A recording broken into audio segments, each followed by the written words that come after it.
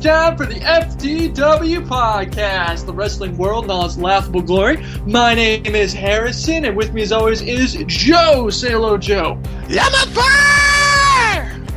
Rob. Say hello, Rob. Hey. Lee. Say hello, Lee. Good evening.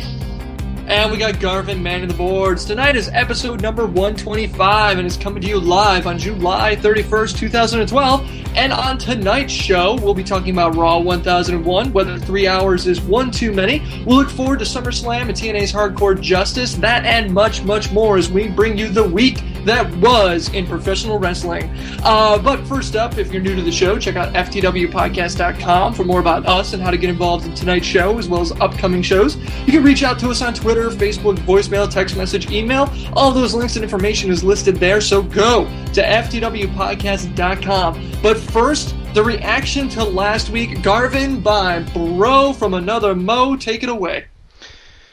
Yeah, well, let's first start with the question of the week. It was submitted by Deuce Loosely on our Facebook page.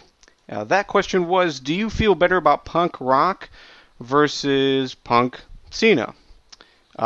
Basically, Punk Rock has legit heat and background, while Cena and Rock dragged ass for a year. So we asked the question to you guys. Here's your responses. Mark said, there is more truth to Punk versus Rock than meets the eye, though. Remember around WrestleMania, someone was complaining that Rock was taking spots from the younger guys. Wasn't that person revealed to be Punk?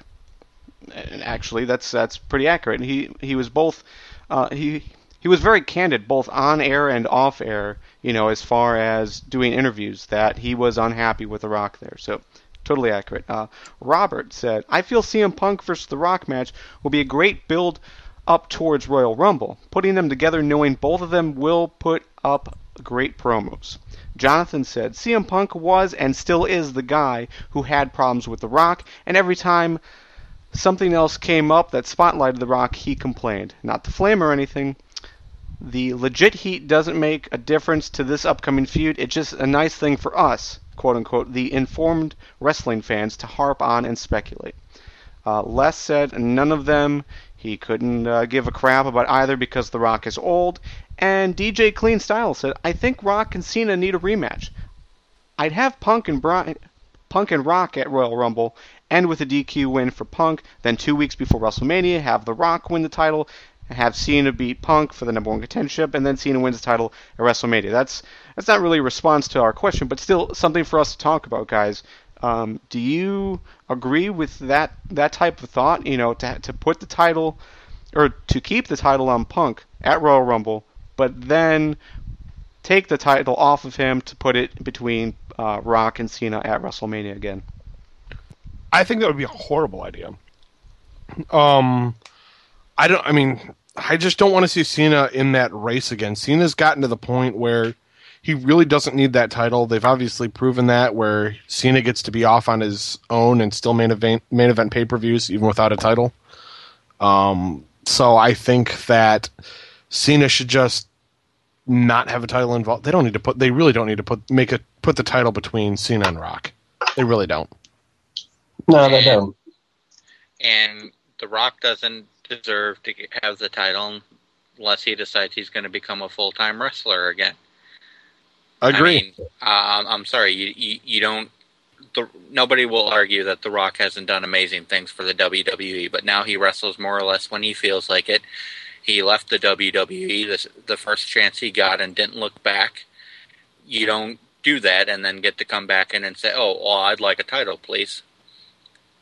The one good thing The Rock would do out of being, giving him the title is it could be a lot of money behind that. Rock with a title, and maybe Cena chases it off him. He's seen as the hero. I don't want to see that again. I don't want to see that at another WrestleMania main event. I think it'll be a waste of time. Personally, I'd put Punk and Rock in the main event at WrestleMania if I could, but we'll see what happens. Yeah, and that's basically what the live chat's saying too. I mean, they're all pretty much agreeing that that's a horrible idea. There is a suggestion to put maybe Punk in a triple threat with those two. I don't know, Harrison, what do you think? Well, my problem with it is I have a hard time because, I mean, you got Cena, Punk, and Rock. I mean, that's a lot of money, regardless of how you get the three of them together. So I have a hard time deciding if it would be a good or a bad idea for the WWE. But not so much as a fan, but just somebody who just respects the business too much. I'm with Rob. I just do not want to see The Rock win the title because he's not there doing house shows, or he's not there doing traveling, being away from his family. I mean, you can hate Cena's character all you want. You can't deny the fact the guy does work. I mean, he does work for this company. So if he gets his title shot, grumble all you want. He earned it. And Yeah, I just feel like Rock is just trading on his process, legacy. Sorry, Harrison. On that thought process, the live chat is agreeing with you, saying even David Arquette wrestled more than The Rock does. Yeah. Yeah. Well, Oh, yeah. hey-oh. Wow, that hurts to hear, but yeah, that's a fair point. I just think that Rock at this point is just trading on his legacy. It's like he's cashing that in now for more glory, and I just would rather not. But at the same time, I would rather have Rock coming out and going after Heath Slater for another one of those, legend squash things, like we did with, Roddy Piper and everybody else. Sure. So, anyways, that's pretty much it for the question of the week. Let's go to the reactions to last week's episode. We got an email from Rozzy. He said, I wanted to get your guys' thoughts about the Robert Roode promo that he did with Austin Aries a couple weeks ago. The one where he couldn't talk and then just said fluke. Yes. I thought it was brilliant, and that it showed how far Robert Roode has came just in the last few months. He has become one of the best and most interesting promo guys around. Rob, do you agree? Definitely. I mean, I was laughing my ass off throughout that whole promo, but to me, the fact that Robert Roode didn't even really have to talk. He went through half of that promo without saying a damn word, but you knew what he was feeling just from his facial expressions. And Austin Aries played off of it brilliantly, taunting him like, come on, one more. That's one word. Say another one. Come on, use your words. I mean, it was a brilliant segment by both men, and it's really shown how far Robert Roode came, because when we first started this, we all thought that Storm made the best champion because he had the promo thing down, whereas Robert Roode might have been the better in-ring competitor, but he really didn't have the mic skills or the ability to do a promo. Roode's apparent in this one, Roode showed that he's improved drastically with his mic skills. And for me, not just Roode, but Aries as well. I mean, you really can't look at that promo and not think Aries contributed his part as well. I mean, these are two guys that just blew the house off with like one of these classic moments that we'll look back at and go, that was an amazing thing that happened. And this is going to be one of those things that we're going to talk, that's going to be on a DVD 5-6 years from now. Oh, yeah. Yeah, it definitely makes that feud a lot more interesting when there's two awesome guys on the mic. Adds a lot of new layers that we haven't seen in a while, at least in TNA. So yeah. All right, the next email we got was from Violent RIC, and there's a couple topics here, so we'll break it up. The first topic is the English guy needs to talk less. No. I don't agree with that one either. All right, the next topic. I mean, if you're talking about Harrison, I agree. Here's the thing. If Violent RIC hates the English so much, he could easily start his own wrestling podcast and not invite any English people on there. And we'll keep Lee. I'll go on his podcast if he wants, and put on an American accent and see how well I do. But... Well, you could do that here and try and conform to us. Pump in the brakes. I want to hear Lee's American accent. I imagine it's as good as his Irish accent. Come on, Lee. Lay it on us. Put me on the spot. Well, I never think it's going to be any good. No. Oh, man. That's his presidential accent. Oh, noting that down. We got to make that something. We got to make that a segment or something. Let me write that down. All right, let's keep going. Sorry. All right. The next topic is, I honestly do. I'm sorry. This is also from Violent RIC. Said, I honestly don't think TNA can win in the eyes of most vocal fans when it comes to aces and eights. If they don't feature them much, people will say they're underselling their most intriguing storyline, but if they let them invade as they did, people will say they're overkilling it. That's pretty accurate. I mean, but that's the problem with the IWC in general. I mean, they always find something to hate on. But that's giving the idea that that's the most compelling storyline they have right now, and I don't know if I feel that way. Yeah, I was about to say the same thing. I wouldn't say aces and eights is their most intriguing storyline. I mean that's one of the 2 top 4 storylines on us. The other being the AJ Claire thing. Oh, yeah. No, I mean, for me, I think this is the problem you run into with any invasion angle.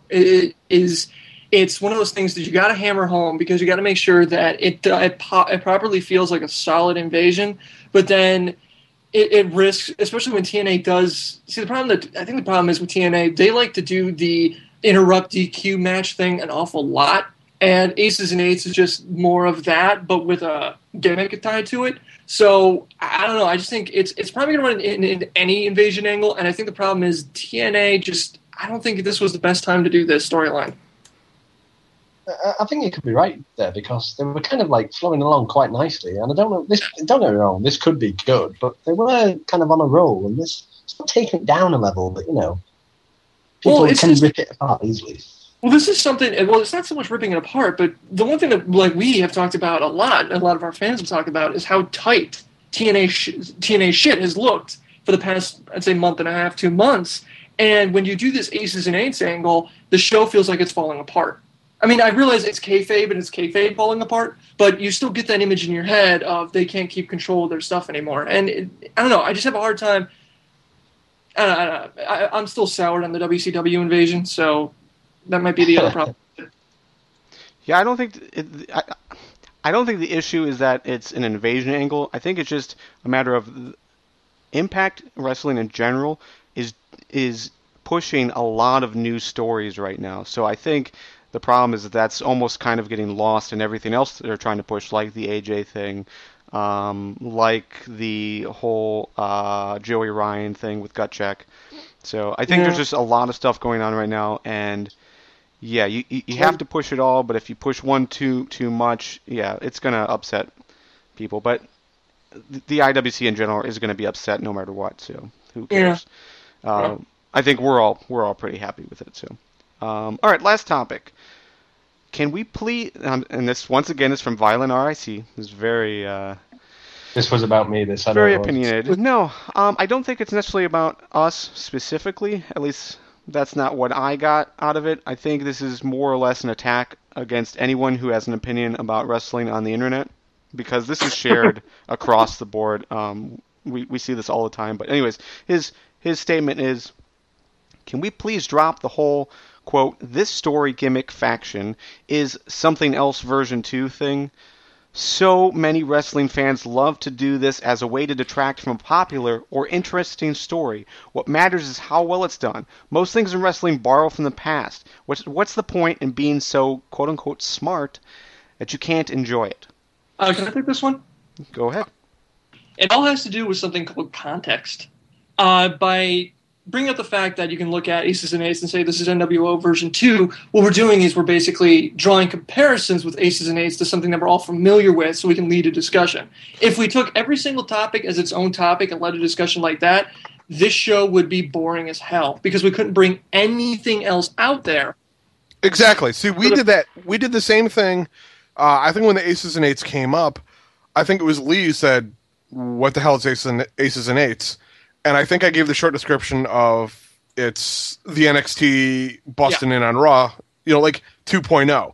It's a brief way to get somebody to understand a general idea. It doesn't mean it's the same thing.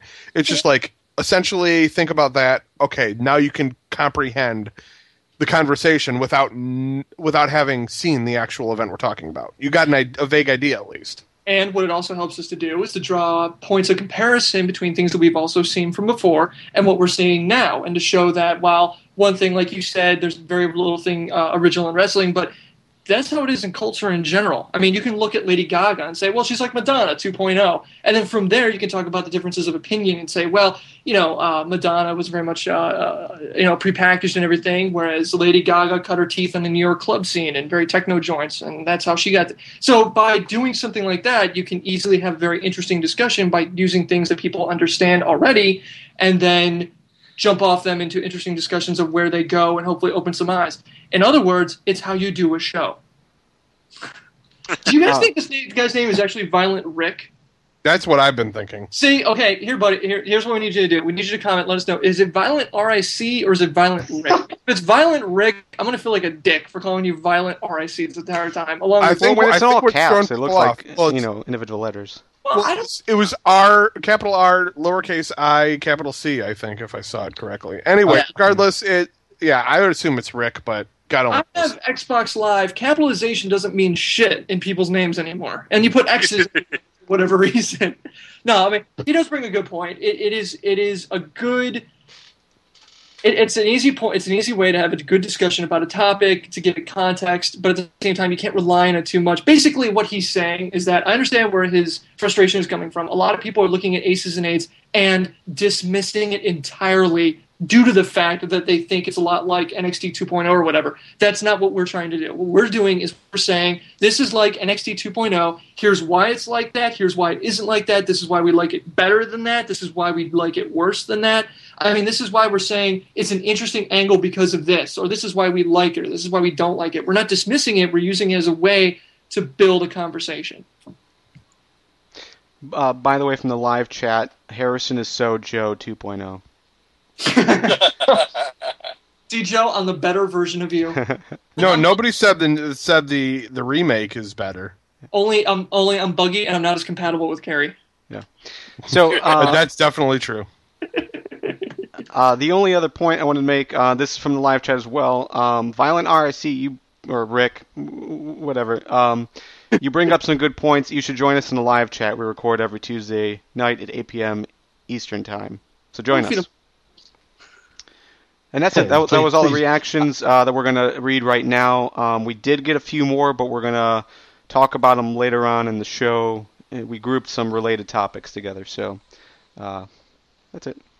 Yeah, if you want to react to tonight's show, you can do so by posting your thoughts on our YouTube channel right there in the comments section below us, or you can reach out to us on Twitter and Facebook if you're listening to this on a different site or a different service.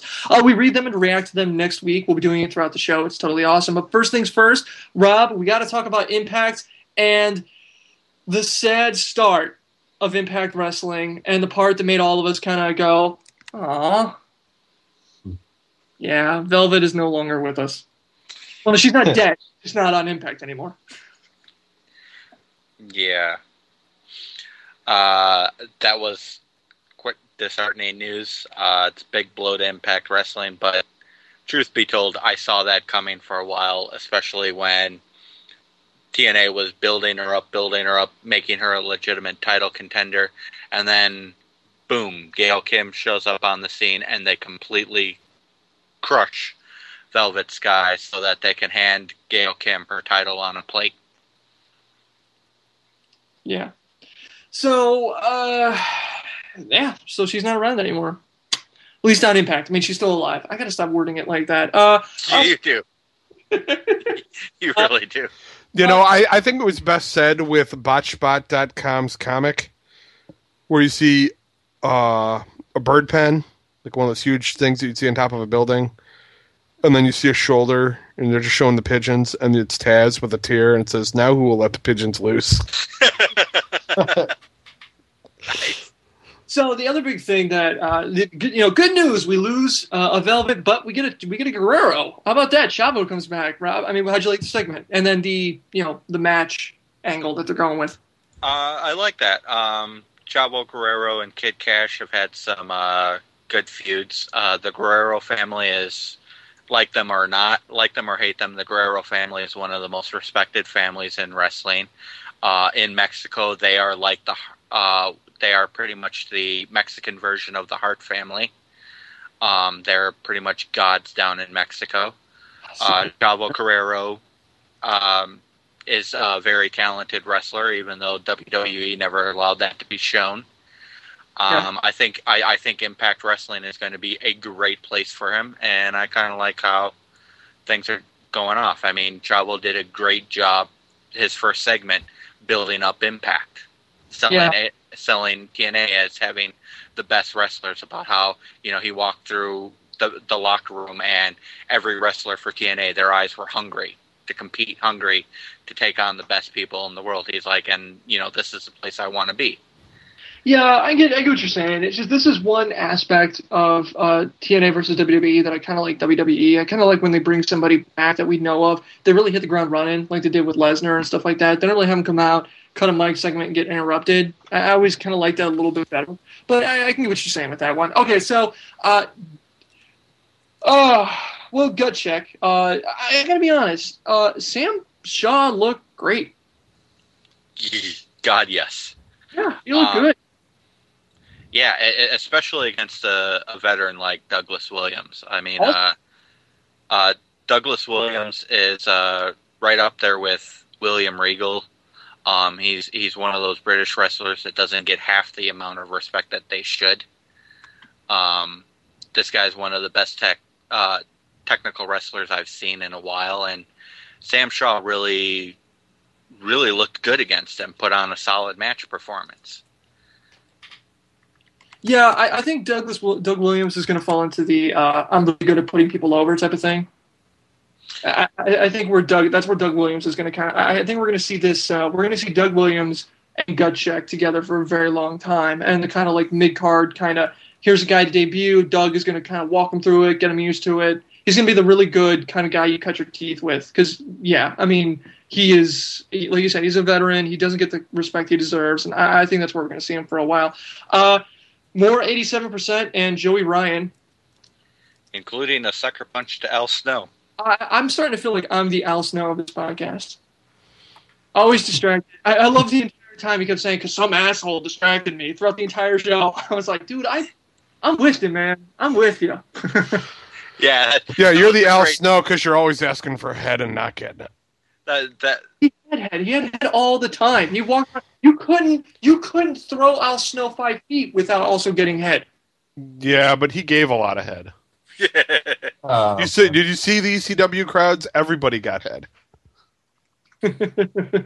Anyway, chat from Twitter. Packer Quality Twitter told us last episode I theorized that Joey Ryan was behind Aces and Eights, but that didn't seem to catch on. Rob, who do you think it is? I think Rude might not be as full of shit as people thought when he first said it.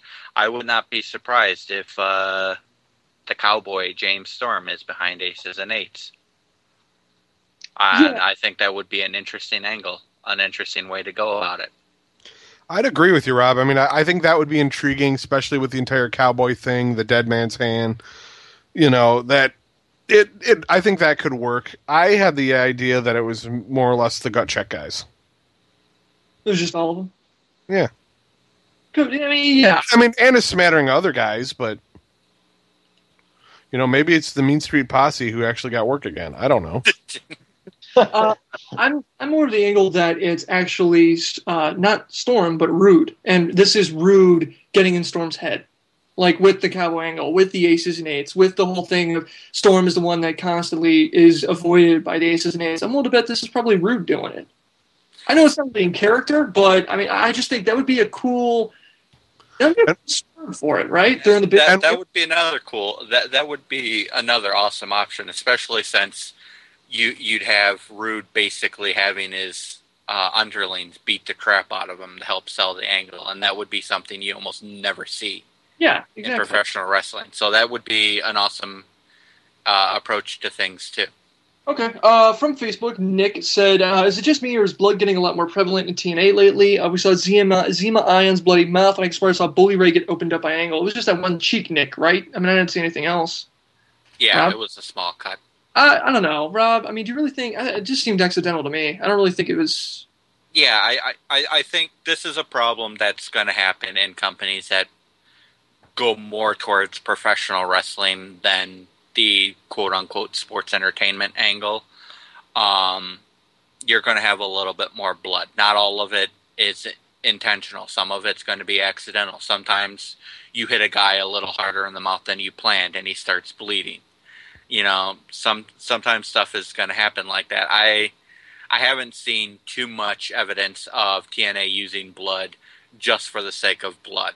No, I think you're right. I think it is just TNA work stiff. Anyway, another point. The problem is that now you're actually seeing how much blood there actually is on TNA, as opposed to the buckets upon buckets when Ric Flair was involved. You can see him getting from underneath the ring. All right, Garv. Last points from you. What's up, buddy? Yeah, this isn't necessarily about the review of this week's Impact, but just a topic in general. If you've noticed. Obviously we've all talked about it. They've gotten rid of Matt Morgan, Ric Flair, the beautiful people, Winter, if you want to consider her because she hasn't been on TV forever. Most of the X Division has gone, and this is all like in the last 4 to 6 months. Also in that time, Rob, we've also seen Dakota Darso, Rashad Cameron, Kenny King, Sanjay Dutt. They're being used on multiple occasions. Everyone has been hired that has gone through gut check, including Joey Ryan, legitimately. Plus, there's like 6 to 8 people in aces and eights. That's a lot of overturn. Should we be concerned with how much movement TNA is making in their roster as of late? Not really. I mean, to me, I see that as a sign of their success. I mean, they're getting to a point where they can afford to hire on a little bit more talent. They lost a lot of the X Division talent under the Bischoff regime. They find themselves having to basically rebuild the X Division, and that's what most of their movement has been. Most of their movement has been basically rebuilding the X Division from the ground up. With the knockouts, it really sucks that they lost Velvet Sky. But out of some of the other knockouts that they had, I mean, I could see maybe trying to keep Winter around, but Angelina Love wasn't really doing that much lately. I mean, she's got a great past in TNA, but lately she hasn't been doing that much. And TNA's made it clear that they want to push other women forward, so I can understand them asking for releases and such. All in all, I wouldn't be too concerned. I see this as kind of like to use a sports term, kind of like a rebuilding phase. Okay. Sounds great, Rob. Thanks. Time to move on to SmackDown. Joe, take it away, buddy. What was your favorite thing about SmackDown? Well, I'm gonna preface this with a spoiler for this upcoming SmackDown. So if you don't want to hear it, don't listen for like the next 10 seconds, but here we go. The new SmackDown GM has been announced, and it's Booker fucking T. Good God, man. Exactly. Sucka. Okay. Nail in the coffin. SmackDown is dead. We're calling it. The time is 7:32 Central Standard Time. We? What? We? Yeah. Huh. Yeah. We. Yeah. All right. Okay. So anyway, we're jumping back to this past SmackDown. We're done with our 10-second spoilers. So what I liked about SmackDown, I loved the opening the opening contest. I loved the final contest. The opening contest was The Miz versus Christian for the Intercontinental Championship. Christian cashing in for his rematch clause, and Miz picks up the win. It was a great contest between the two of them. Miz is really showing off that he's back on top of his game in the ring. I still don't like the skull-crushing finale, but what can you do? The rest of the card, before I get to the other thing that I liked, which was the main event, Ryback beat Jinder Mahal via countout, which was interesting, because I don't think anybody's lost to Ryback via countout. I figured he was going to go just chase him down and bring him back to the ring, but it didn't happen. Sheamus defeated Cody Rhodes. Antonio Cesaro was on TV again, beating Santino Marella, squishing the U.S. title again. Damian Sandow beat Yoshitatsu in an okay match. And then there was a fatal four-way match between Rey Mysterio, Alberto Del Rio, Kane, and Daniel Bryan for the number one contenders match. Number one contendership. Great match. I was surprised that it was that good of a match. Alberto Del Rio ends up stealing the win after was it Ray? Yeah, Ray hit a splash on Daniel Bryan, and then Ricardo Rodriguez. I always keep going. I keep thinking something else. Rodriguez. Ricardo pulls Ray out. Alberto rolls up Daniel Bryan for the win. I think it was an okay show. I think SmackDown is languishing their mid card. You know, they've got like the Intercontinental Championship that went on. That was a great thing from two guys who have been around for a while, but everything else seemed like filler until the main event. So here's that's probably a fair assessment, Joe. But the question I have for you is, given the fact that this week's SmackDown is going to have Vince McMahon on there, and you kind of gave away the spoiler of who's going to be the GM, do you see this turning around for SmackDown at all? Because you can understand with Raw 1000 being such a big deal that SmackDown would kind of languish in that, be kind of like, I don't want to say like maybe, but they used to have a lot of a good mix of good wrestling talent on SmackDown, and I think we have a lot more of the greener guys now on SmackDown, because I think the whole roster on a whole was thinned out with injuries and suspensions, and they had to move guys. They had to put guys over on Raw, because Raw is really what draws their ratings. Right. With SmackDown being the number one show on Sci-Fi doesn't say a whole lot when you look at the programming on Sci-Fi.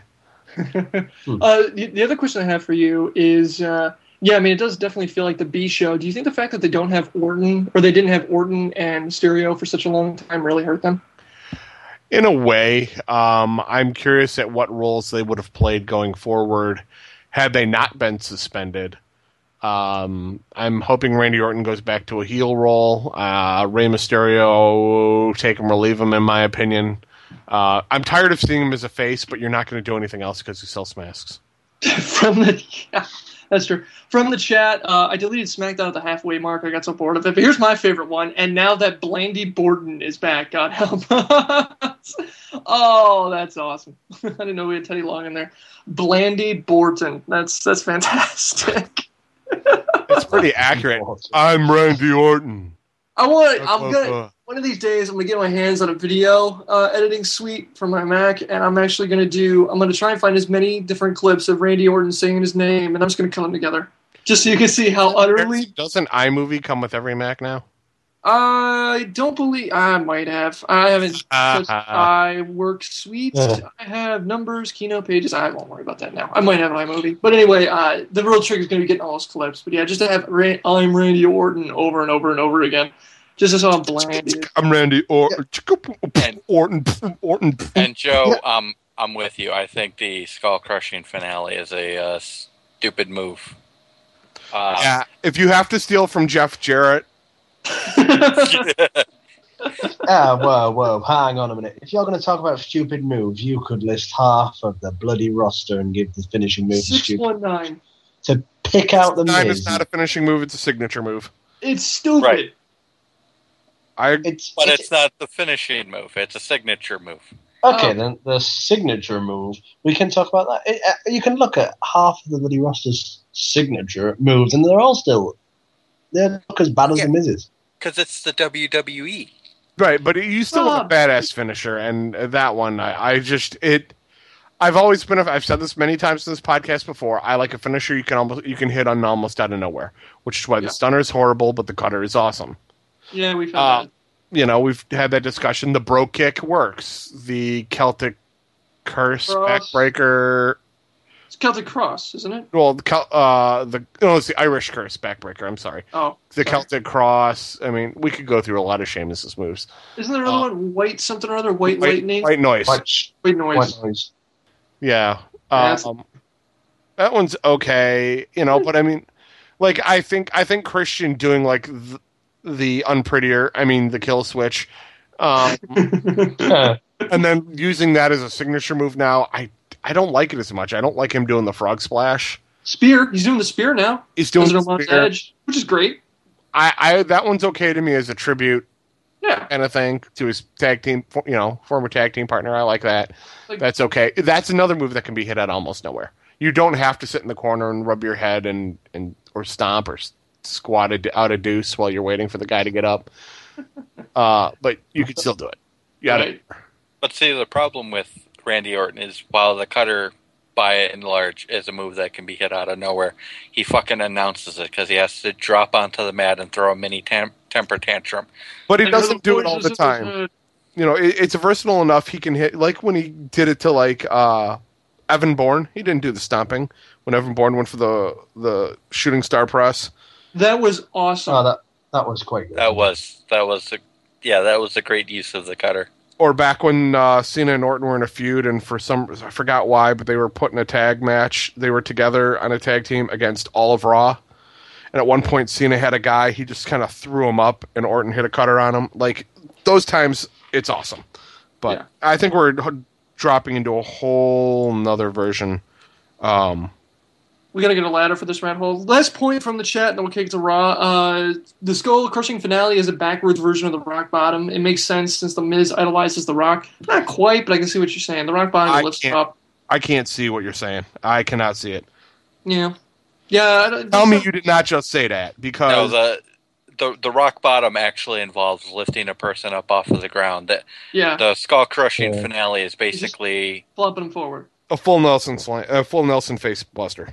Right. Yeah. There it is. Full Nelson face buster. Yeah. So it's not really a version of the Rock Bottom. Anyway, it is not a lifting uranagi. Is that the proper term? Might be. I have no idea. We're gonna have to make some kind of encyclopedia. All right, Lee. Looks like oorang. Lee.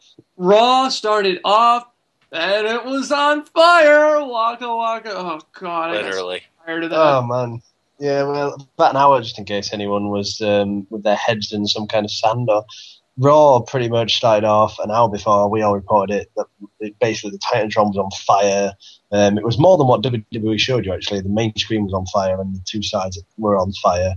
Obviously, they weren't used throughout the night and they panicked. They really, people had to escape the arena, bloody lives on the line. So about just under half an hour to go, everyone came rushing back in. And we got Michael Cole opening Raw saying everyone's just come in and we're not ready yet, pretty much, as we went on air. So it was a bit of a rush start to Raw, to say the least. Yeah. And then Well, no, I was just going to say, other than that, if you had to pick like 2 or 3 things that you want to walk away from and say it was really surprised you, and all right, the elephant in the room is the AW thing. Here's the thing. Lee, walk us through it, because that's the only We'll talk about AW, whether or not he should be fired or suspended for what he said, and then I'm going to tell you why I believe a lot of us should be pissed about this, and it's not the reason that we have here. Anyway, Lee, walk us through it. Yeah, well, we were in the middle of, it was Titus O'Neil versus Kofi, and then we have the AW mouthing off everything, and pretty much he got involved, and then off a very out of nowhere comment, he pretty much made a Kobe Bryant rape joke about him in a let me pronounce it properly. He was in a room in Colorado or something like that. I don't know the exact wording. He said that Titus O'Neil was like Kobe Bryant in a hotel room in Colorado. He was unstoppable. That was the one, which unfortunately enough was probably the most talked about thing during Raw and may possibly have blown up the internet at that point, because everybody caught on straight away. And good God, I'm not even too sure how he said that. Even off the cusp, you must have had to think about that, to say it. But he might have been told to say it. But anyway, Harrison, lead the way. So we kicked the response. We kicked the question out: should he be fired or suspended or whatever? We kicked out to you guys, and basically, I gotta be honest, the response was 50-50. Our friends at the independent scene, Judas Coltrane and Bill Martell, said yes, while Atlas Hightower just laughed, which just proves to me that Atlas Hightower is awesome. Mike, who's been on Mike from PW Torch, Pete, both said that he should be canned. However, there's still some who said it was acceptable, like Michael Forsythe, David Chill, Melissa, Teresa. They were all kind of, it's okay. I find it funny that 3 women said it was okay, that you could make a rape joke, but there you have it. Teresa actually said, I thought it was funny. WWE is good for shock factor, as many of the personalities. I like the fact that he used a rape joke from Sean. I was offended by the fact it was dated and funny. That's one problem I have with it. I mean, that joke is like at least 7 years old. Diva Jill said, "Oh no, AW the bad guys did something controversial to get booze, etc., etc., etc." It was gonna be. It was one of those things that really lit a firestorm, like Lee was saying, that everybody was talking about. Breaking Kayfabe said, given what happened to Finley, Jericho, and Linda's campaign, doesn't seem possible. AW is a nobody. Without the mic, he'd be forgotten, so they'll probably give him the boot rather than repackage the character. Nicholas said if he was the comedian, that just would have been any other joke, which is true. My problem with it is that once that happened, now nobody's going to want to talk about how awesome Titus and Kofi were in the ring. Yeah, that's a good point. Sorry, Joe, Arthur. Oh, I was going to say, I mean, I would agree on that last point about Titus and Kofi, but you can't repackage AW anymore. They've done it once. If this came out of King's mouth, they wouldn't have batted an eye. Well, I'm sorry, go on, Lee. I tend to disagree with that because I think that the one difference is that King, he's told, in his ear what to say and so where the limit is. And if he said that on the cusp, I actually think they would be exactly the same as what they're doing now. I think the reason this is just probably unforgivable is because what everyone said, this is the PG borderline stuff. This is not, TV 14, rated R, not a comedian stuff. It's not, you have to limit where the line in which you're going to have to, which you can't cross. And that was way over, in my opinion. To use a rape joke, we're talking about, and let's not forget, thousands and thousands of children. No, they wouldn't have got it, but, all the people should have done, and they would have realized, they would have, clicked, what the hell has he just said? Is this really acceptable TV? They could have really, really damaged their image on that joke. I mean, TMZ picked it up straight away. TMZ is all over freaking WWE. Like, I don't know what happened that they're filleting WWE, but it's like every week they're talking about like The Miz or Dolph Ziggler. Page views. Like, wow. Face it, wrestling fans are really active on the internet, and the other thing that TMZ knows is that if they say one thing, all the dirt sheets are going to just pick it up and run with it. I mean, it's a huge echo chamber out there. So TMZ knows that that's going to drive them page views, and it's going to drive them outside links, which is really good for their rankings. Chat saying the reason people are pissed is that we feel guilty that we laugh. Probably fair. Rock crosses the line on Cena all the time. Rape is... I don't think Cena ever made a rape joke. I mean, the Fruity Pebbles thing, you can cross it. You can say Rock, it gets a little close with the... I don't want to say gay bashing, but... Rock and Cena both did some pseudo gay bashing there, so yeah. And if you notice though that they had to put out an apology as well because of their gay bashing. Oh, yeah. I mean, to me, when I was on Twitter, when I saw Cole came back and said that, I was like, "What happened?" I mean, I went back and I rewinded. I thought it was something that AW said during the course of the match. And then when someone actually told me, no, it was the thing. I was like, are you serious? Like, I was just like, I was pissed because that joke is like 7 or 8 years old. But really, I don't want to talk about this anymore. Titus and Kofi, tell me that wasn't an awesome match. I mean, when was the last time you walked away from a Titus O'Neil match and went, holy crap, that guy looked awesome? It was good. It was actually a good match. You know what? I didn't even notice the joke because I'm going to be really ignorant here and say I'm English and I didn't really recognize what the hell was going on. It was only on Twitter and I found out what the whole backstory and stuff where I found it out. The match itself was good. The one big problem we have now is what the hell is going to happen to the primetime players after that? I mean, will they carry on? Will they just ignore it? It's a risky one. I would like to guess their future. I really, given the fact that what happened, I think the best possible.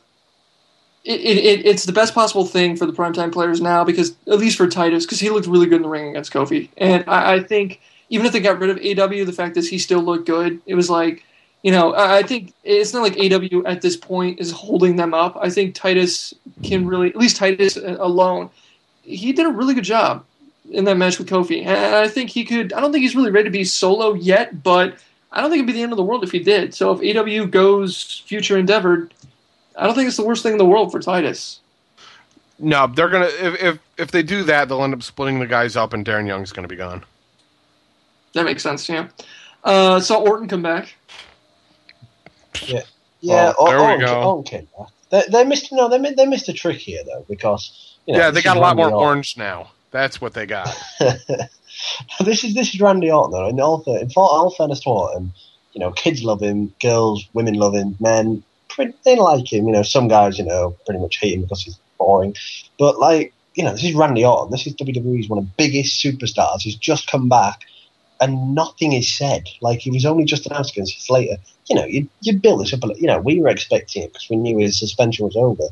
But for the casual audience, you'd thought that might have been, to get people onto Raw 1001. They may have advertised it. They'd have got a little spike at least in the ratings just to see him come back. That's fair. Chet says every time Orton comes back, he comes back a little smaller. That's probably fair. He comes back just a little bit smaller. The other question I have for you, Lee, is what do you think of the Daniel Bryan psychiatric treatment thing that they kept doing throughout the rest of the show? It was hilarious. I thought it was hilarious. Some people, when it said, "Oh, what the hell's going on?" But when Kane came in and said, "I'm going to be your anger manager," oh my god, I nearly pissed myself. It was absolutely hilarious. But I think the best part of that was that I didn't even recognise that's Charlie Sheen's show. What a jive that is! That was brilliant. I thought it was some good comedy though. Daniel Bryan made it work. And another thing he's been doing, we talked about this earlier, is he's getting over the yes even more. Because he's saying it because he doesn't want the fans to say it, and he's doing it so it'll encourage the fans to do it even more, which is very, very clever. Yeah, I thought those segments were awesome. I do like the fact that yes, the groomsmen are the same, were the institution guys. So it's really were they going to really try and set it up that Daniel Bryan was going to commit AJ? Ooh, intrigue. It actually did pique my interest. I'm like, that's a nice small detail that I did not catch.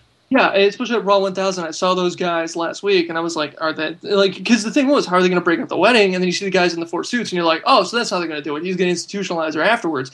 They didn't mention it at all in the show. Then they mentioned it the week later, and it's like one of those segments where if you go back, you're like, oh, that's why they did that. And like you said, Joe, it's a really neat little detail. Yeah. I thought the groomsmen were just kind of wearing more of a this is what vegans wear kind of thing. I never even went to the mental institution thing until they brought it up. They're like Hare Krishnas or something like that. I don't know. I like the idea that you have special outfits they wear at formal ceremonies. That's awesome. Okay, so Team Ohio versus Team Canada. I kind of liked this tag match. I thought it was pretty good.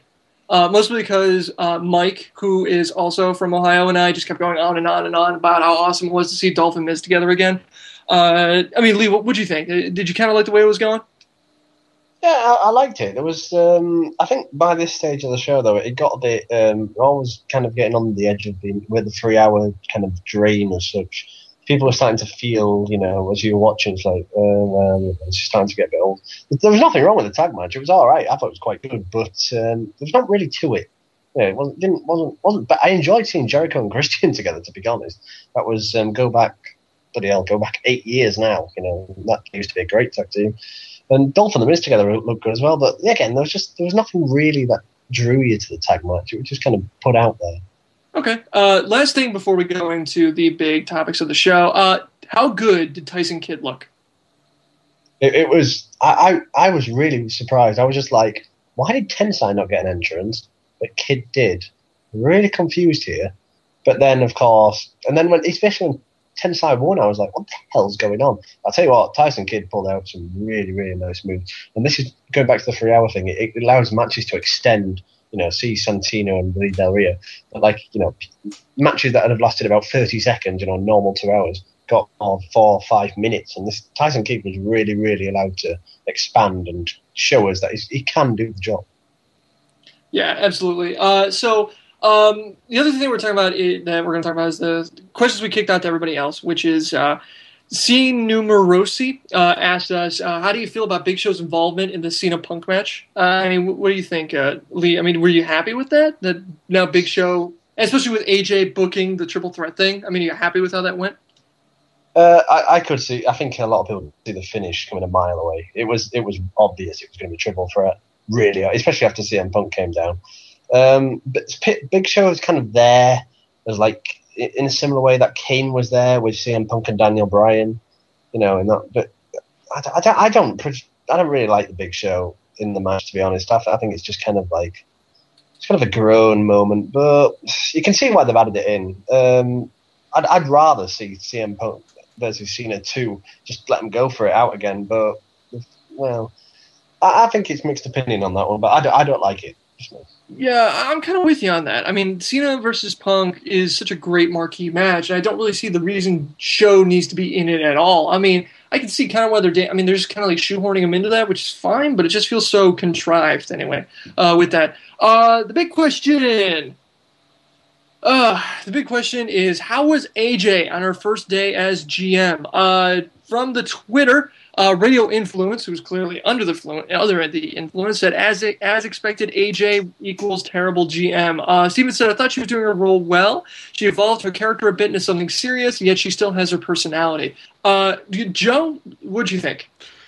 I liked her in the role. I agree with Steven. I think he's dead on.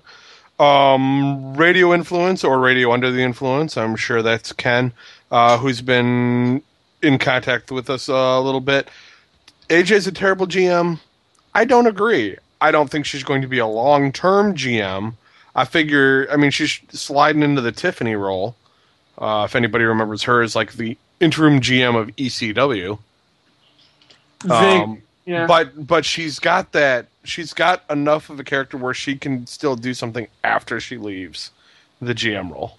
Yeah, absolutely. Chad's saying AJ should have kept her chucks. No, I don't think so. I like the idea of her coming out in a full suit because that's what Brooke Hogan should have been looking like when she came out. Brooke Hogan's just a nappy old. Never mind. I kind of agree with Joe. I think AJ did a great job in her first show as GM. I think if I had to pick something to complain about with her, it would be that we didn't see anything new. It was basically what happens when a wrestler becomes a GM. They start using the power to settle personal scores. But the way AJ chose to do it with Daniel Bryan was fucking awesome and hilarious at the same time, and upped the entertainment value of Raw. So I don't see where anybody can legitimately say she was a terrible GM. Yeah, absolutely. I thought she did really, really well, especially, first night on the job. Let's face it, first night on the job for all of us involves, filling out HR paperwork. She had to book a show. So, she did a pretty good job. So what do you think about this past Raw? It's the first of the new era in WWE. We kicked it to you. Missy said basically what everybody wanted to say, which was too many recaps and they need to make more matches for guys you never see much. Two things on this. Yes, we saw the Triple H Lesnar segment 4 times in 3 hours, but we did see Tensai versus Tyson Kidd, and that was pretty good, including some other matches that were actually, a little quite all right, if I'm going to be completely honest. Corey said 4 out of 5 because we rate shows now, apparently. Enjoyed the show. I'm intrigued by the Punk angle. I'm assuming they're going to go for a power-hungry champion, loses title, stakes redemption type angle. Can't wait to see that goes. I don't think so. I think with Punk, they're going to do something different because he is he's the most intriguing when it's clear that he has a lot of personal stake in the direction of his storyline, and that's what we're seeing now, and I think we're going to see something different. I don't think we're going to see something that's a lot like anything else. Robert said, seems like they're going for the asking for the respect role for CM Punk. Best part was how he dissected Lawler piece by piece. Yes. God, that was great. Oh, so great. Fails, no Divas match, and they kept replaying the fire over and over. Yeah, there was no Divas match at all on that show. 3 hours and not a Divas match. I cannot believe that. Deuce Loosley says wins of the night, Sheamus versus Bryan street fight, CM Punk telling Lawler off. Fails, too many recaps again. Psychic evaluation was just stupid. Apparently, I don't know, news to me. AW just take the mic away because they're not compelling the fans one way or the other. I wouldn't say that because it seems like the fans really, really hate him. He always gets a pretty good reaction as far as heel heat goes. Nick saying, first of all, my dream of feud between the Legend Killer and Legends Doormat is one step closer to being reality, which would be pretty good. Like matter and antimatter coming back and colliding. Also, I've never been a fan of R-Truth, but the interaction between him and DB over DBD over Little Jimmy was hilarious. I'm almost hoping that next week Truth goes to visit Jimmy in the hospital, only to find him getting beat down with Daniel Bryan. I think it's a little too close to when, I think it's too close to when Stone Cold hit Vince up in the hospital, but that would be pretty epic. At DB2Go, I really enjoyed Raw last night, but 3 hours is really a drag. If it was only 3 hours in the summer, I could understand. Yeah, that's it. I mean, 3 hours, really by about the 2:15, 2:20 mark, we were all just kind of going, okay, when is this going to be done? And Jarris says, win CM Punk telling off Lawler? Yes. CM Punk trying to step into the spotlight, not be a mid-card world champion. Daniel Bryan kicking Little Jimmy. Fail. AEW building super cheap heel heat, and yeah, he laughed too. I don't know. I don't really feel bad if someone laughs at that. I mean, it is 8 years old. Who knows? All right, so time for Ask FTW. You can ask us questions by emailing questions@ftwpodcast.com or send us a tweet at FTW Podcast and use the hashtag AskFTW. You can post on our Facebook wall, facebook.com/FTW Podcast. But first, ladies and gentlemen, this is why you need to be in the live chat, because this pops up and we had to discuss it. Robert in the live chat brought up an awesome question. Ladies and gentlemen, put on your tinfoil hats. What if the leader of Aces and Eights was Matt Morgan? Joe. Well, they would have had to chop like 3 feet off his legs. Nobody's that tall in Aces and Eights that we've seen. That doesn't mean he's backstage. Not to mention he left TNA, so... Yeah, but Daniel Bryan was fired from WWE, and that was the entire Nexus thing. And... yeah, that's true. So Rob, ha! Well, plus, look at any time that, like, Jericho has left. He said, I'm never coming back. I'm not returning to WWE, and then a month later, he's there. That's because Jericho doesn't make any money outside of the WWE. You're talking about Fozzy is the... Fozzie's not bad, and actually in the the metal scene, they're actually getting to be respected. And outside of Matt, what's Matt Morgan got? Direct Auto. Yeah. And that's going the wayside as soon as that little commercial contract's gone. Yeah, which will be quickly since he's not on TNA anymore. All right, Garth, what do you think? Garth? I wasn't ready.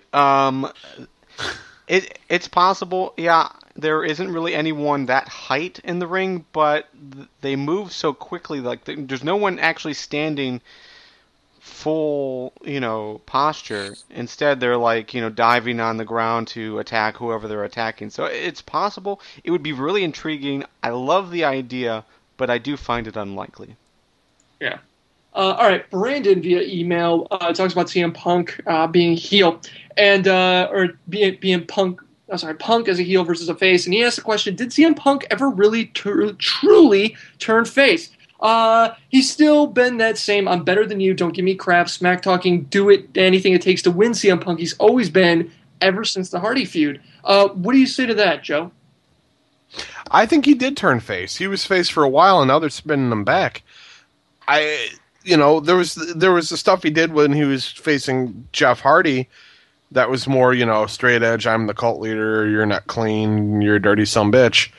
That worked, but that was total heel. And then he went face after the crowd pushed him to be the face, and they stapled him into facedom. Now they're changing him back. It's good.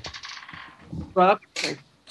No, I don't think he ever turned face. I think CM Punk has been fairly consistent as kind of like that tweener, edgy type character that a company can turn either face or heel as the situation dictates. But I don't think he's ever been a true face.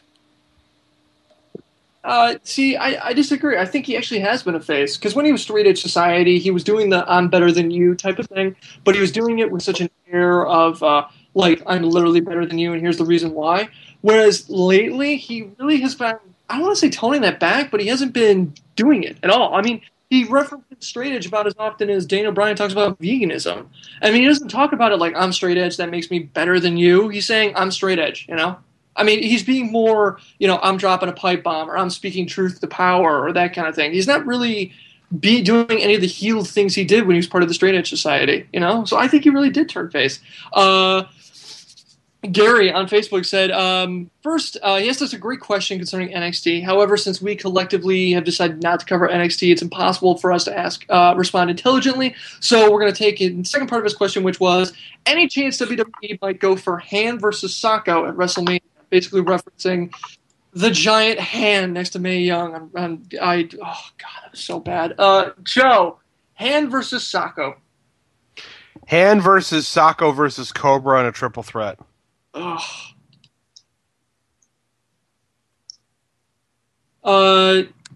Seriously, that's where you're going to go with that?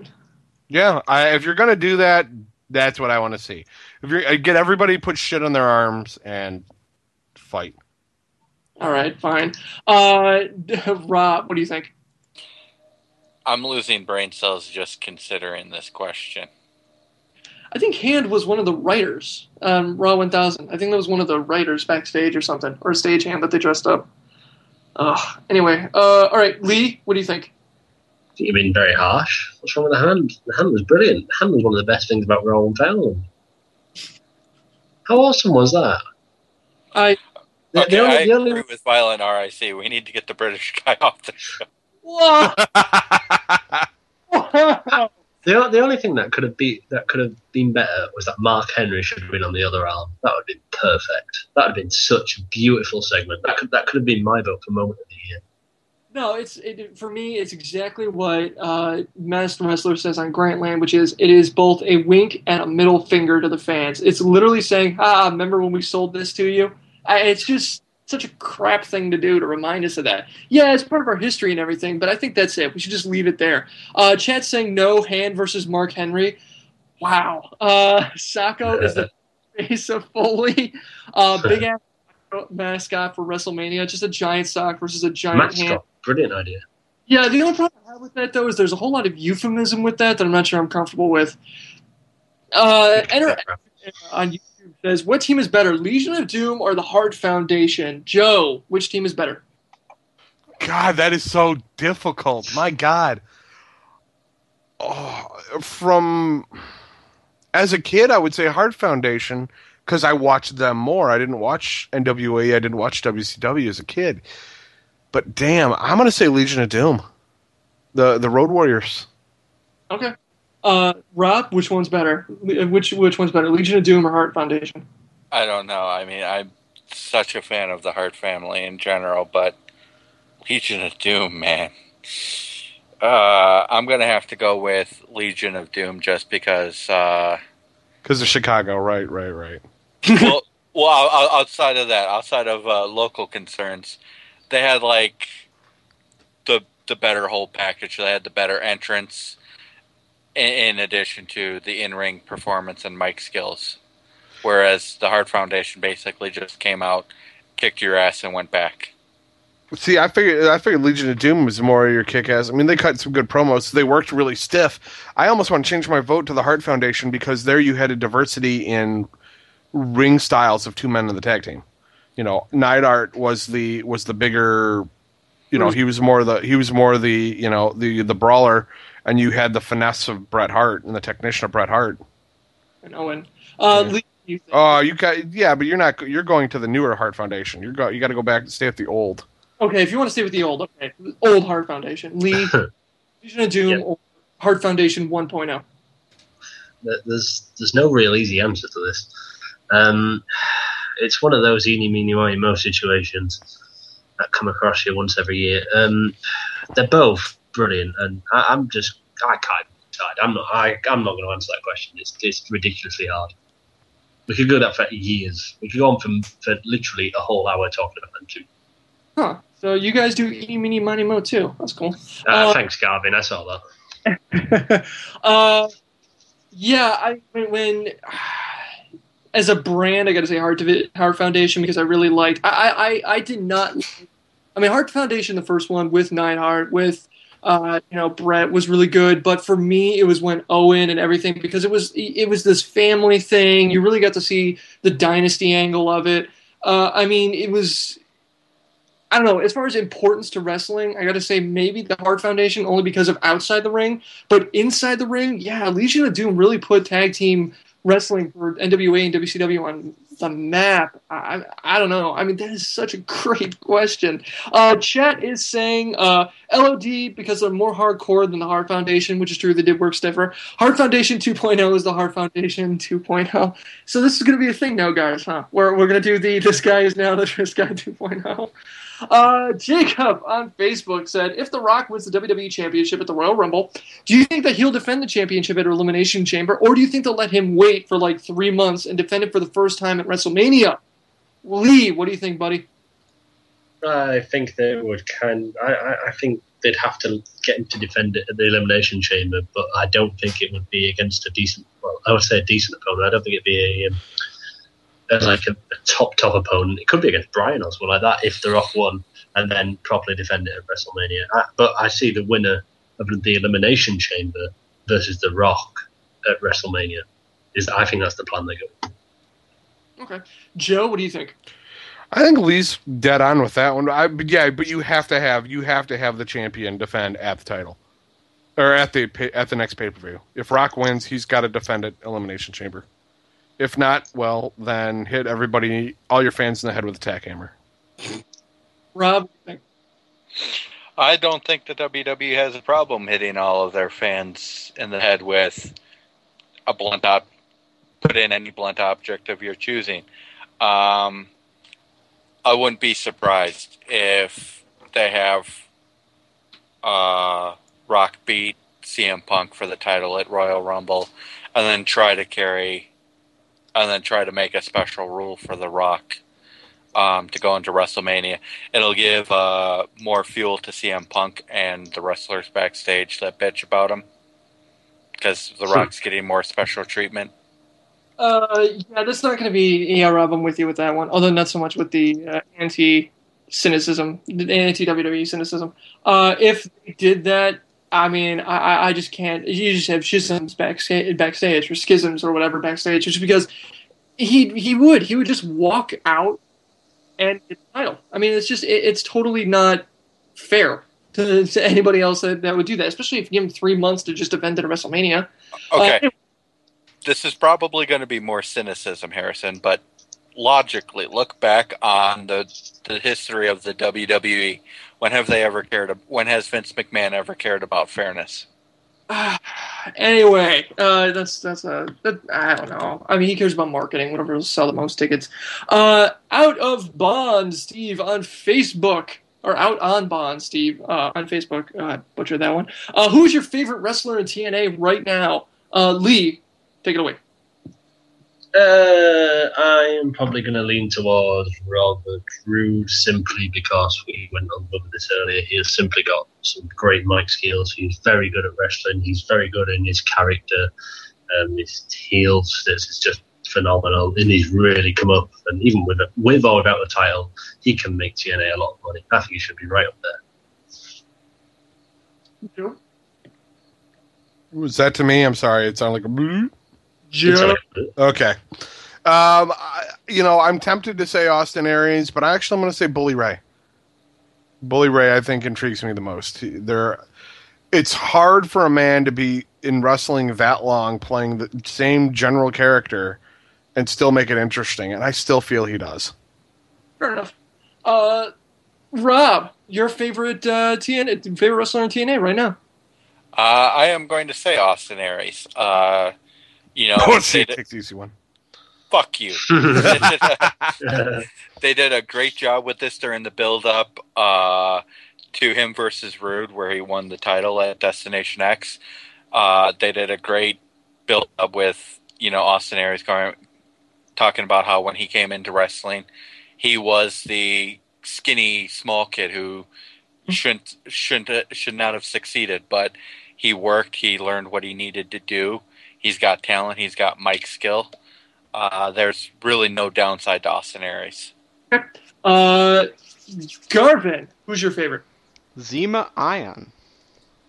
I am really digging his matches, but I've been loving that guy for months. He's fantastic. I'll second that one, man. He's doing some great work. He's bringing an interesting character.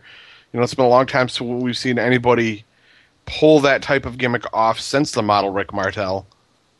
You know, and it's been too quickly though. He's only come back in like the past few weeks. I think it's still very early. Well, yeah, I mean granted, they didn't have anything to do with them, especially after the Sorensen thing. I mean, they are still using that for heat, so. Yeah, I'm not going to say what my favorite TNA wrestler is because I apparently have the touch of death. On this show, I have gone on record saying Matt Morgan is awesome, Winner is awesome, Velvet Sky is awesome, all three of which are now gone. I'm not going to say who I like on TNA anymore, who my favorite is anymore, because they're probably going to be fired. Do me a favor. Mike Tenay. Mike Tenay and Sting are your favorites. Mike Tenay and Sting are my favorite. Hear this, TNA? Mike Tenay and Sting are Harrison on the FTW podcast.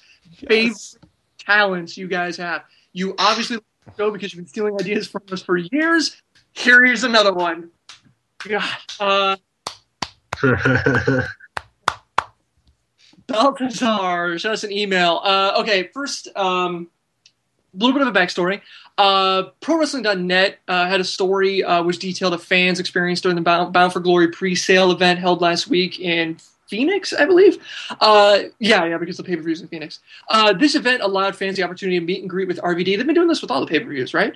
Anyway, you get some good stuff signed. You basically pick up their tickets, get to meet and interact with a wrestler. This fan, although very positive about the experience, suggested that only 20 other people showed up. So, I mean, assuming this is correct, which it's anonymous email to a ProWrestling.net rag. So Balthazar asked, should TNA keep pushing to promote out of Orlando if they only get 20 people buying tickets to the Bound for Glory pay-per-view? Except it was just the pre-show. But anyway, I mean, do you think they should keep pushing out if this is the response they get? Lee. It's something different that they do, I suppose. If it all depends, really. It depends how much RVD costs RVD to get there, how much paying him. The stuff will cost next to nothing, so that's fine. At the end of the day, though, it's 20 extra tickets. It might be meet and greet. It all depends on costs. The bigger they can, even if they promote it somewhere, it's on the side of a building somewhere. That's the extra person that's seen it as such. So it's worth a shot. But then again, it goes back to the fact: do TNA push the pay-per-views enough anyway? But I tend to think it's good enough. I think it should. Yeah. Continue. I do want to point out this is for the pre-sale, and they have the show before the thing. I don't think I was clear enough when I explained it. Anyway, Joe, what do you think? I do think they need to push outside their market and do outside of Orlando shows. If they're just going to keep staying in Orlando, they're going to severely cut themselves. It's like chopping off a leg and trying to run a marathon. You're not going to get very far. But I do think that they should maybe stop these pre-sale things, because this is not the first report of one of these out of Orlando pre-sale things have gone south. You don't have the pull like the WWE Access shows, so you need to get your product in front of more fans before you can do something like this to draw even more in. Rob? I'm sorry. Okay, I didn't hear you. You cut out there. Yeah, I'm with Joe and Lee here. I mean, it's a pre-sale. I mean, just because only 20 people showed up to the pre-sale event doesn't necessarily mean that only 20 people are going to buy a ticket between now and October. A lot of people are going to wait a little bit closer to the event, stuff like that. I mean, it's not exactly the pull of a WWE event where if you don't buy them on the first day, you might not get tickets. You can afford to wait. So I wouldn't be concerned about it. Okay. My thing is, I mean, I've gone on record saying numerous times, I think what TNA needs to hit is the college market. I mean, you have ready people right next to the arena. A lot of those places are hungry for promotions to go through. They have their own stuff. I mean, definitely do that. If I had to, I mean, yeah, like Rob's saying, it is a pre-sale event, so it's not that big of a deal. I am loath to say this, but sex sells. Stick them knockouts in there. No, I'm serious. I'm willing to bet you probably get more of a turnout with a little, literally TNA. And I hate saying that, but Face it, sex sells. Yeah, ODB sells more than Rob Van Dam, apparently. I'm sure if Velvet Sky were there instead of RVD, there had been more than 20 people. There you go. That's Imagine ODB there. Would have been less than 20 people. Would have been No. than 20 It would have been even more because she would have went out to the bar with all those kids and drank them under the table. That's a good point, Joe. No, she would drink them under the table and just called it a pre-party. Said, okay, now you guys ready to do this for real? Smith shot us an email. Love the show. Watch it every week. Hey, thanks, Mike. All right, moving on. No, he basically asked, how long do you think AJ Lee will be GM for? It seems like they're going with the mental patient with Daniel Bryan. Do you think they're going to do something like that? Basically, do you think they're going to do something ridiculous to basically pull her away from the GM role and put her in a mental hospital? Where do you see this going, really? Rob, I mean, how long do you think she's going to be GM for? I could see her being GM for up to a year. I don't know if she'll make it longer than a year, but I could see her being up to a year. I don't know what storyline they'll come up with to end it, but I think she'll have a longer run than people are suspecting. Okay. Lee, what do you think? Yeah, with the way they're going with like the GMs recently, they've not been very long, have they? I mean, Johnny Ace wasn't that long. Triple H wasn't that long, and going before that, we get back to go back 10 years, and Bischoff lasted 3.5 years as GM. So, but no, I don't think it's going to be that long. I can see up to about a year, maybe 6 months. 6 months minimum, I think. But I think they'll give her a good, decent shot at it, and I think she'll be established as a really main kind of character. I also think that Eve could have done a very similar job. But yeah, I can see it a long time. Okay, Joe, what do you think? I say 3 to 6 months. I think because I think they're gonna run out of material because they're gonna overuse her. No, that's fair. I gotta be honest. I'm kind of with all three of you on that one. I don't want to. I mean, I don't want to see it 3 or 4. I don't want to see it more than 5. So 3 months to a year, then. No, I'm just saying I don't want to see it go on forever. I mean, really, maybe if I had to give it, maybe the end of the year. Just because there's just not really, like Joe's saying. I mean, it's going to be kind of thin after a while, and I want to see what they can do with her afterwards. I think it's a good move for her. I don't think they're going to pull. I'll tell you what I'd do with her afterwards.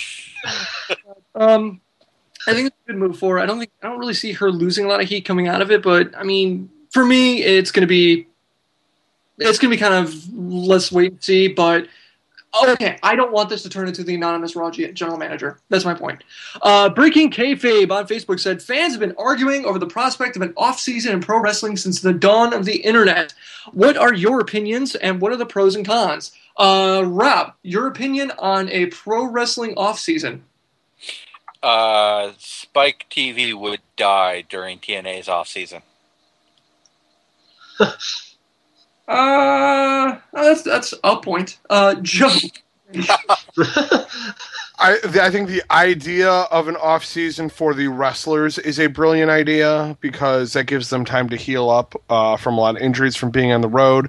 That being said, you wouldn't have these, you wouldn't have 1,000 episodes of Raw by now. You wouldn't have, it's this constant thing that they're doing. It's good for, I think, the fans because there's always something new. It's like a soap opera. I think it's a really great idea.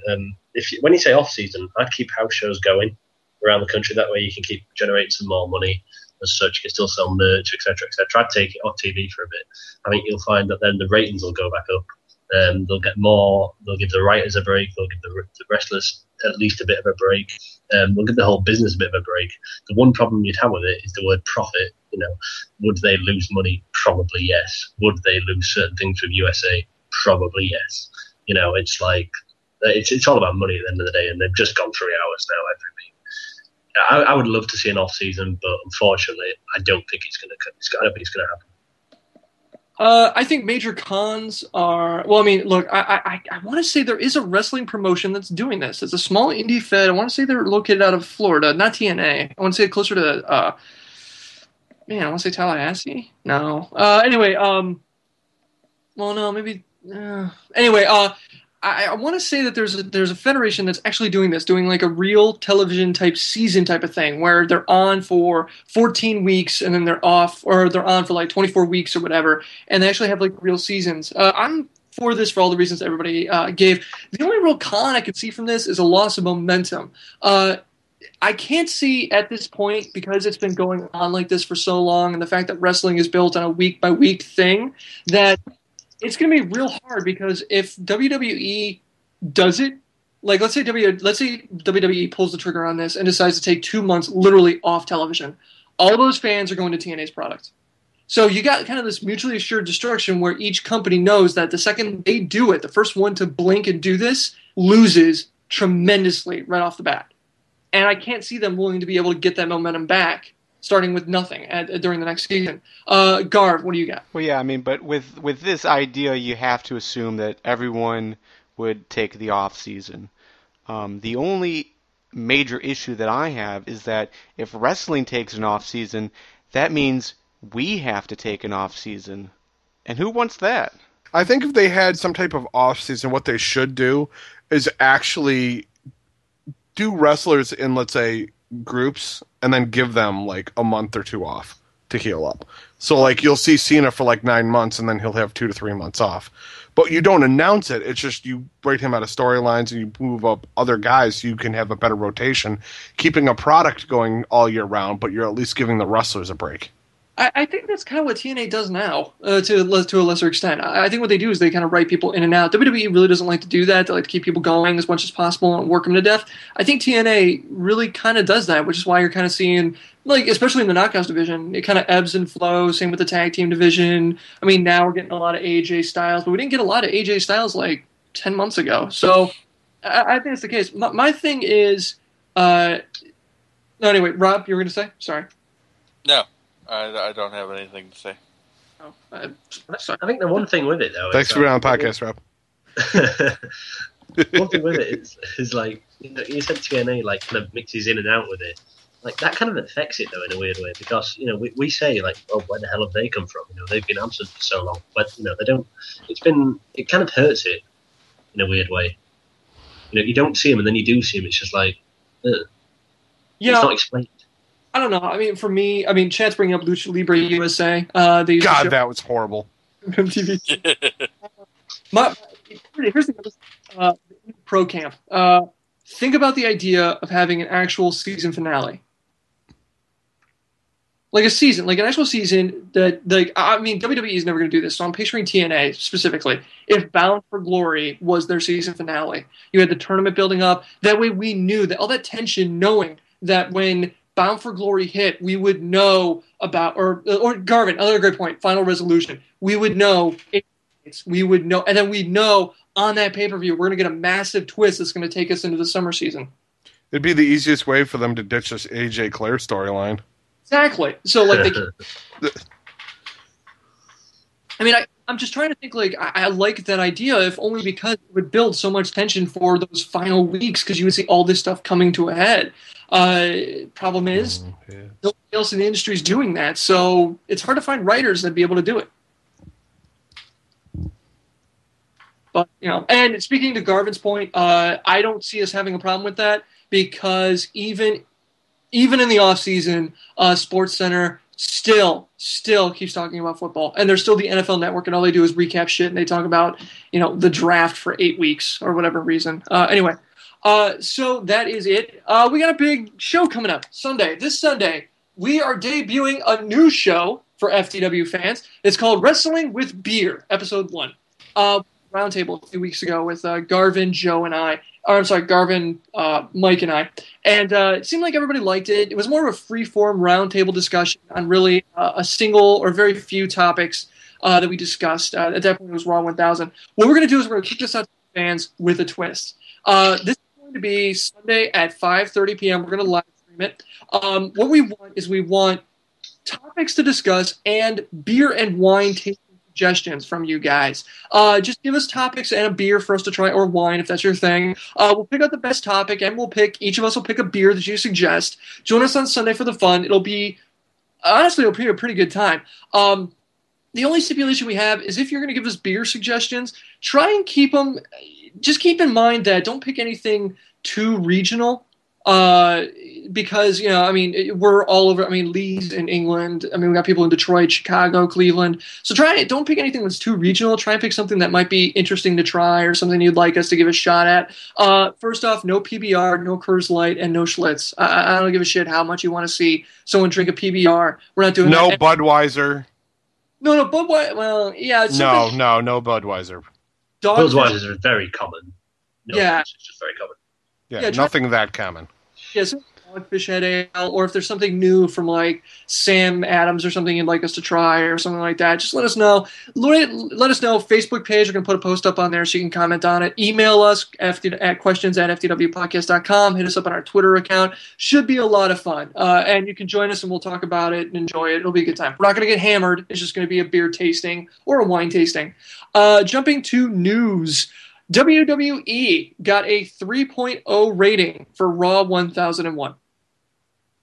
What was it the week before? Wasn't it like almost a 4? Yeah, it was like, I know it was for Raw 1000, you get a very special rating, especially when they had 6 million viewers, so viewership, it dropped off a real lot. But then again, I'm going to give them credit. There was the Olympics this week, and there's all sorts of shit going on American TV. So to be fair, it looks bad. It's not as bad as it probably could have been. Okay, yeah, it's a really good point with the Olympics and everything. August 12th, TNA. August 12th is Hardcore Justice, and it's slowly building. The card is still pretty bare with 2 weeks left to build it up. So far, the only match scheduled is Austin Aries versus Bobby Roode for the World Championship. So we can assume that we'll see Zema Iron with a title defense. Maybe versus Kenny King, possibly throw in Sanjay Dutt. I don't know. Devon will probably have a title defense since he hasn't really been booked in 3 weeks. Any chance we'll see Team TNA with like Angle, Storm, AJ, and Sting versus Aces and Eights? Rob, do you see that happening? It would be a good idea. It's something I'd definitely like to see happening. It looks like they're starting to build towards that, but I don't know if they're advanced quick enough to make this pay-per-view. Okay, that's fair. So probably the pay-per-view, probably Bound for Glory maybe. During the last pay-per-view, we saw an ad suggesting that we'd see all the Bound for Glory series people involved in a set of multi-man hardcore-themed matches. If that happens, we should at least see Daniels and AJ, right? I would think so, but I don't know. I don't think that it wouldn't happen. Rob, what do you think? It's definitely something I'd like to see, but at the same point in time, if you what are Daniels and AJ going to do that they didn't do in the last man standing match? Okay, all right, that's fair. Also, August 19th is WWE SummerSlam, and that's filling up. The card for that, it's so far Daniel Bryan versus Charlie Sheen. Now, is that a legitimate? No, it's not. No, the rumor is it's going to be Daniel Bryan versus Kane with Charlie Sheen in Kane's corner. Okay, all right. So that's probably what. Okay, I just wanted to make sure if that was actually booked, if that's the leading rumor right now or what. Triple H versus Brock Lesnar, in case you didn't know that was happening. WWE Champion CM Punk versus John Cena versus Big Show. World Champion Sheamus, the World Championship against Alberto Del Rio. And you can also assume that we might get Sandow versus Clay, Tensai versus Kid, which would be pretty good. Kid's been looking great. Ryback versus Swagger, about time they start to bring that back up. And Dolph versus Jericho, which should be pretty epic. I can imagine that's going to happen. All right, here we are. Ladies and gentlemen, it is time. And don't tell me the chat's actually, wow, the chat is actually wanting us to get to the draft. Here we are, the FTW Draft, Season 3. Garvin, take it away. Okay, Season 3 will begin with SummerSlam. As we said, that's August 19th. That's the first day of actual scoring. We're going to do the draft the week before. So I want to say that's episode 127? I don't recall. We'll make that announcement a little bit later on. But anyways, we called out to you guys because we were trying to see how many people wanted to get involved. We started to sign up. As you guys know, everyone in the live chat's talking about it. We received a boatload of entries, way more than we expected, way more than we actually had room for mathematically. So We gave first priority to those who participated in Season 2 that wanted to continue. The only member of that season who did not respond was Greg, so I think we're going to move forward without Greg this season. Right off the bat, that gives us 11 spots already filled.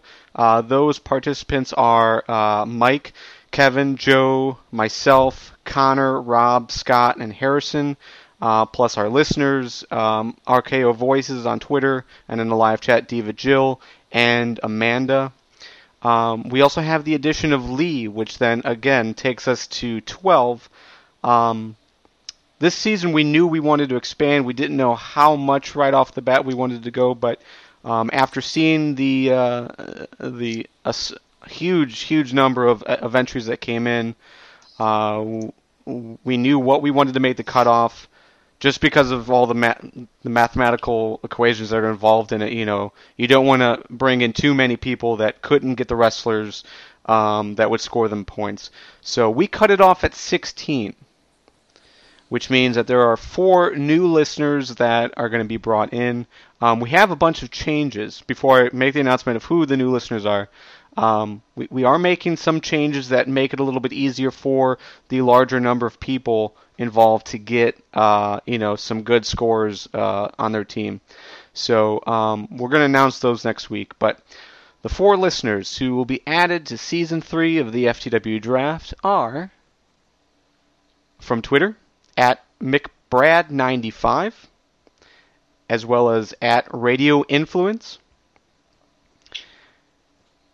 From Facebook, also in the live chat is Mike. You may know him as Hogan versus McMahon, who, by the way, still owes us Slim Jims. Just throwing it out there. Also, the final slot was given to Chris Purrington, who is also from Facebook and is in tonight's live draft. So thank you everyone who signed up, showed your interest, and overall sent us a lot of great ideas from Season 2 to now Season 3. So like I said, Season 3 won't be exactly like Season 2. We've made a few changes, some new scoring elements, some new changes to the way teams will work and be built, and a pretty awesome change to how the winner will actually be decided. That's something also it's going to be new this year. So we're still finalizing a few things out. So we've given ourselves an internal deadline of doing that this week. We will make those announcements next week on episode 126. Garvin, I do want to say that I really think one of the rules that we got to put in is that anybody named Mike should automatically start with like minus 400 points. Yeah, that was actually one of the most requested items in the new draft. That's only because I hope that's going through, by the way. I should say the only reason it was the most submitted one is because I did it under like 15 different names because I really, really don't want Mike to win again. I don't want him to win just because he's a dick. So if you wouldn't mind, can you just start him off at like minus, I don't know, 50, 100? I'm sorry, Lee, that is not fair. He is taking you to KFC. He's taking you to Red Lobster. He's taking you to Wendy's. Whoa, Harrison, I don't think he mentioned the point of that he made me pay for it. No, that wasn't brought up, was it? But it's like British pounds are better than dollar, whatever. Anyway, time for win, fail. Women wrestlers aren't getting paid? Why do you do a job? Here is your win. You do any job, and fail is to fucking get paid! Of the week. Wins of the week. Joe, your win of the week. Go, Joe. I've got 2 wins. One is Chris Jericho's tout that he did before the beginning of Raw. I was laughing my ass off where you see the fire extinguishers putting out the fires that were on the Raw stage. You hear the fire alarm going off in the building. And Jericho just turns the camera to him and goes, "I'm on fire!" I laughed my ass off. It was fucking metal. The other thing that was one of the week for me was somebody on Twitter was talking to Paul Bearer and asking, if he's, because he wasn't on Raw 1000, if he was still locked up in the freezer. Good old Percy Pringle replied saying, "Yeah, still in the freezer, dumbass." Awesome. All right. Rob, your win of the week. My win of the week has to be the CM Punk promo. Just to watch him sit on the announce table and stare at King as he's going on through his explanation.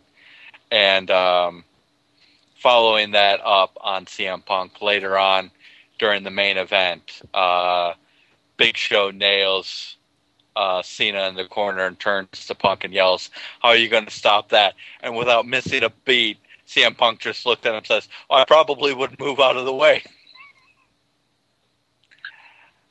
So CM Punk was dead on with his mic skills at Raw, and that's pretty much all I have to say. All right. Lee, win of the week. Yeah, CM Punk's got to be there. There's one that was just, Rob said it all. It was a great promo, and to see someone ripping into King, it was just a sneaky little win. The other win, I've got to say, was Sheamus versus Bryan. I thought it was a really, really good match. As such, it didn't turn me on the whole Raw Active deal because pretty much all the matches were the same choice, but it was a really, really good match, and it's when that space of time they have now to fill has got bigger, and if they really start pushing matches to that length, we could get some really, really good stuff. My win of the week was, and it's actually my favorite part about it was the fact that I was talking to someone on Twitter about it, and they said, "This is going to be your win of the week, isn't it?" And it's because I'm that transparent. Lawler getting shredded by CM Punk. Oh, it was so much. Oh, guys, it was so delicious. It was so. I was just loving every second of it.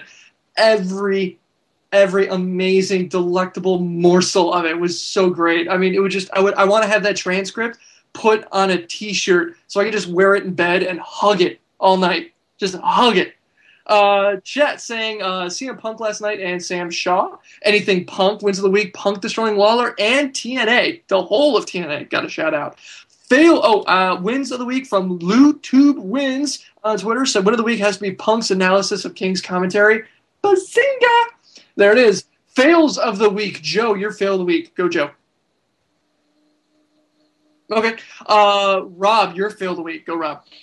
My fail of the week has to be the WWE lighting their Titantron on fire before the show.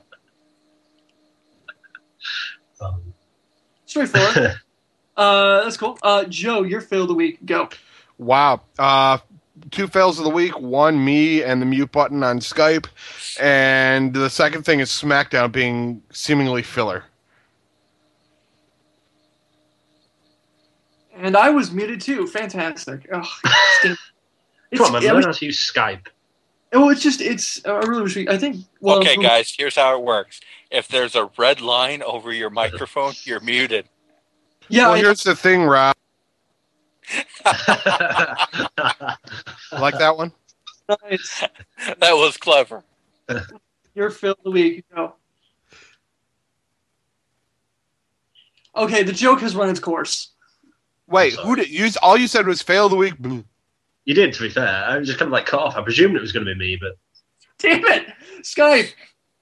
Lee, the Brit, Lee. Your fail of the week. I hate you, Skype. I hate you so much. Oh well, that's not stereotype at all. But never mind. We'll move on. Raw setting their own set on fire was comical in a weird way. Also a bit scary. And I've got to go with Joe as well. SmackDown's been absolutely terrible recently.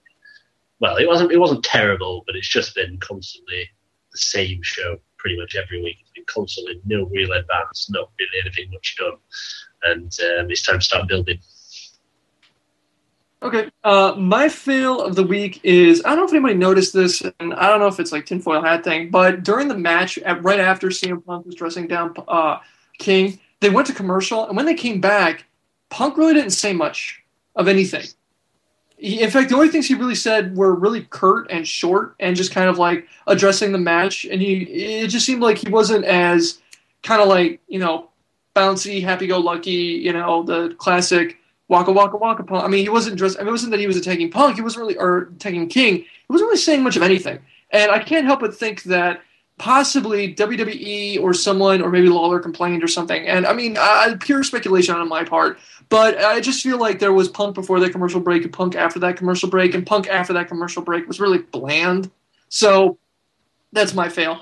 Chat saying, Lawler saying he is entitled to his own opinion, and then later on disagree with the fans on tout that they are wrong, that Bryan is more unstable than AJ, which was really weird. Failed tout, TMZ, fire Orton, Jill thinking she'll win Season 3. Fails WWE, fire tout, and RKO Voices thinking that they'll win the draft. Guys, we haven't even picked teams yet, and you're already sniping at each other. Moves and Brodus Clay. Raw was set on fire, and Jerry the King Lawler tries to come back. Yeah, absolutely. Our question of the week for you guys. This is something that this is one of my pet kind of thoughts, like mental thoughts on what you guys would think, and I would like to hear what you have to say. Would you actually be excited if a promotion did actual seasons like a regular TV show? Like, say, TNA started doing that, where they were only for 8 to 9 months a year and then took the rest of the time off. Like, they had an actual TNA Season 1. Would you guys watch that? Would it be compelling? Would it be interesting? Or do you think that it would you just don't at all? Would love to hear from you guys. Like, seriously, would love to hear from you guys. That's it. That's the show. Thank you, Rob. Thank you, Joe. Thank you, Lee. Thank you, Garvin. Thank you, Live Chat. As you can tell, we are just a group of friends that do this in our spare time. We don't charge for this or anything like that, but we do work really hard. We would really appreciate some support. Not necessarily money, but if you want to give us some money, you can head to FTWpodcast.com and click the support tab. There you can donate us. Just leave us a tip. Let us, help pay for beer this Sunday. Or you can buy a t-shirt. Cool stuff. We really appreciate it. However, if you really want to support us, you can find links on there to rate us on iTunes, Stitcher. Subscribe to us on YouTube and view and like our videos. If we get enough, we can start to get some sponsorship on here to help pay the costs. Tell your friends, spread the word. Let's get this community growing. It'll help us help you get through the week that was in professional wrestling. Thank you, everyone in the live chat. Seriously, you guys are awesome consistently week in and week out. Definitely join them in there every week.